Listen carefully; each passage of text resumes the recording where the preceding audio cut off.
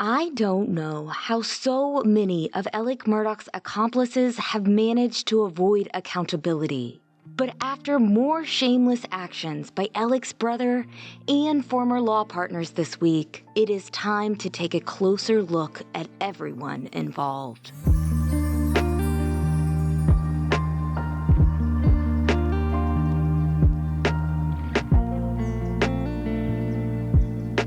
There is a lot to catch up on since last week.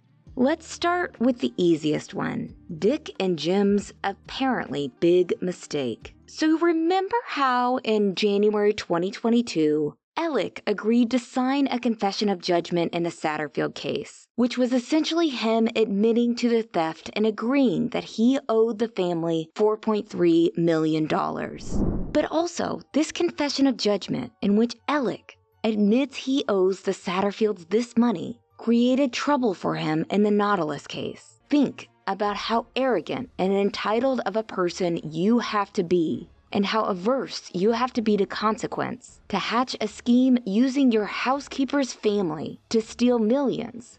Get caught. Watch your best friend get fired. Watch your law firm get sued. Watch the bank that had been so generous and permissive with you for your entire life get sued. Be sitting in jail yourself. Hatch another scheme in an attempt to get out of jail, pretending to be sorry for the first scheme and admitting fault for it. And then after you get convicted of killing your wife and son, which you know you did because you sure did work hard to cover it up, do all of this for you with a straight face. And finally, our last Dick and Jim update of the day, their quest for a new trial. Now that their murder verdict appeal has been put on hold, they have officially asked the state court for a new murder trial in a 74-page filing that includes 11 exhibits that was filed in Colleton County Court last Friday. Dick and Jim have officially asked the court for an evidentiary hearing to prove that Becky Hill did what they're accusing her of doing, which, really guys,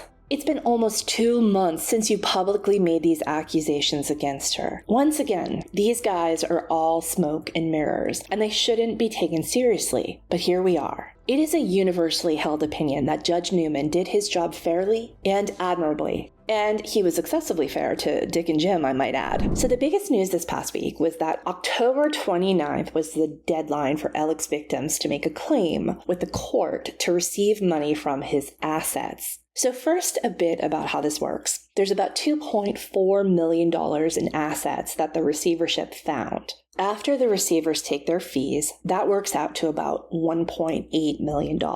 Then there will be a fee of $50,000 to $75,000 that's expected from the special referee, Walter Tollison, who was appointed by the court to devise a fair system of compensating the list of claimants. Now, anyone who felt they were owed money from Alex Murdaugh could have filed a claim. It didn't just have to be people he stole from, just simply people he didn't pay back. That's what makes this whole thing interesting, seeing who chose to file a claim and who didn't. Every victim who filed a claim is someone who is already known to the public. It appears that no other victims have come forward. Obviously, we know they're out there.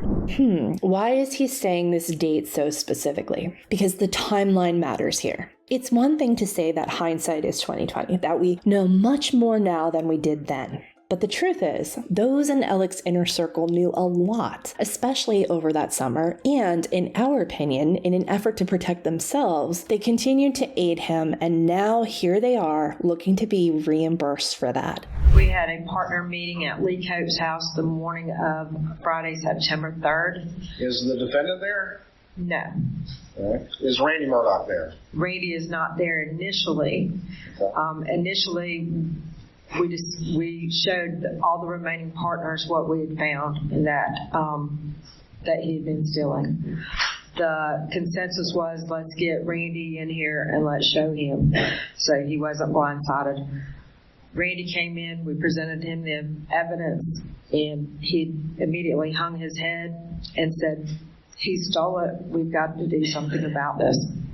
So again, according to PMPED, Alex was asked to resign the morning of September 3rd, 2021, which would mean that this conversation between him and Danny Henderson and Randy would have had to occurred that morning. Had Randy already written and deposited the check before knowing his brother was a thief? Maybe. But that personal choice should not be something that ends up taking away money from people who had no choice. Now, according to Randy's filing last week, that check was written September 14th, 2021, a full 11 days after Randy gave Alex $75,000. Where did that money go? Did you transport drive Alex from the hospital in Savannah to a detox facility in Atlanta on that weekend? Or Well, I believe it would have been on that Monday. I was not driving. Randy and I took him. Randy was driving and I was in the back. But yes, sir, we did take him to a detox facility. Let's talk about Johnny Parker. Johnny is a bit of a wild ride because in 2021, the year of the murders, he gave Alex 3 jumbo loans. Trusting someone is a choice that a person makes based on a multitude of factors, including that other person's behavior. Now, we've spoken with an untaliable number of lawyers over the years about this case. Not one of them has ever said to us that they can understand how Alex was able to get away with his crimes at the firm for so long. Not one. And finally, let's talk about the guy who Alex owes a lot of money to, and yet he isn't on that list of victims. Chris Wilson. Remember, Alex owed Chris a whopping $192,000, which he was so concerned about in August 2021 that he made Alex write a promissory note to ensure that he knew that he owed him that money. Who should have seen the signs with Alex Murdaugh? Those big red flags that were there before June 2021, that Alex was up to something highly illegal. Chris Wilson is at the top of that list. When it came time to disperse the checks, and I was calling him and the other lawyer to let them know that I'd have the checks ready, I guess somewhere around March the 10th, Alex told me that he was going to put the monies into an annuity, that he was going to put his fees in an annuity. He called it a structure, but in essence, he explained he was going to put those monies into an annuity, and that the checks needed to be made payable directly to him instead of to his firm so that he could do that. So the question is this: do authorities care enough to go after the big guns in this case? Right now, the message our state is sending to attorneys is to look the other way when you see the signs that something is not right. Do nothing, say nothing. Stay tuned, stay pesky, and stay in the sunlight.